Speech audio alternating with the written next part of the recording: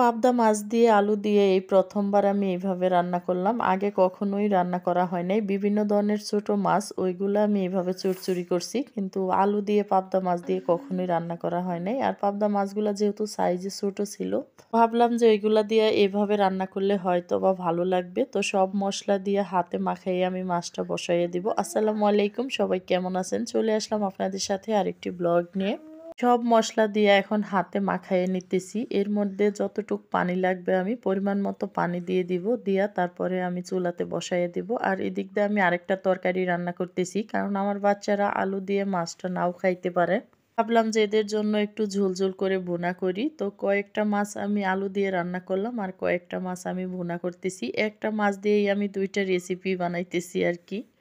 দুইটা তরকারি হবে। তো যাই হোক, এটাও আমি বসাইয়ে দিলাম। এটা একটু ঝোল করে ভুনা করব। আর এদিক দিয়ে দেখেন আমার মাছের তরকারিটা হয়ে গেছে। এত মজার ছিল এই তরকারিটা, আমি তো পরে এডিট করতেছি।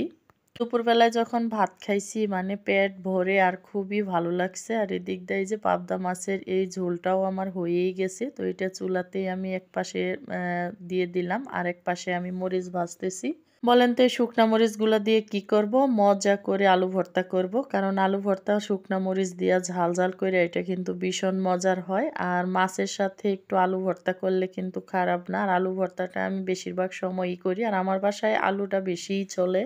সব কিছুতেই অল্প অল্প আলু দিতেই হয়, কারণ তোরাজও একটু আলু পছন্দ করে, আলু ধুয়ে দিলে খায়। আর এদিক দিয়ে বিকাল বেলার জন্য একটু নাস্তা রেডি করতেছি। বিকালে বাচ্চারা দেখা যায় এটা ওইটা খাইতে চায়, তো ভাবলাম যে একটু পাটিসাপটা বানিয়ে দিই।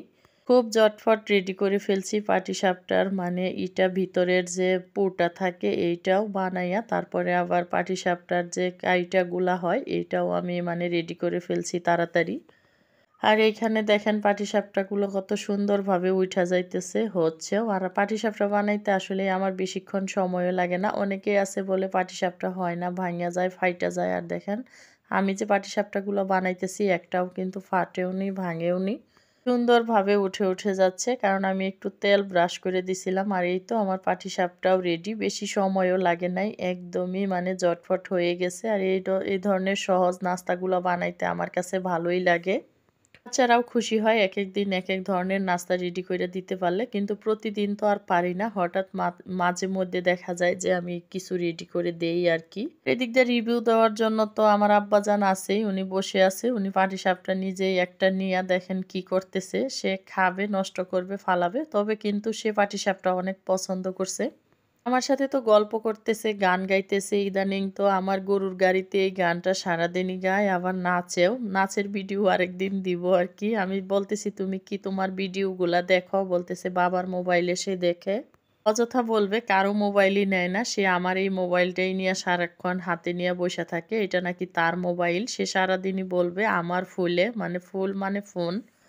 আমার কলিজাটার ভিডিও অনেকেই পছন্দ করেন। একটা সময় তো তার ভিডিওগুলা মিলিয়ন ভিউজ আছে। তো হঠাৎ করে জানি না কয়েক মাস ধরে কি হয়েছে, একদমই আমার পেজের ভিউজ কমে গেছে, রিচও ডাউন। আর ভালো লাগতেছে না, ভিডিও দিতেও ইচ্ছা করে না।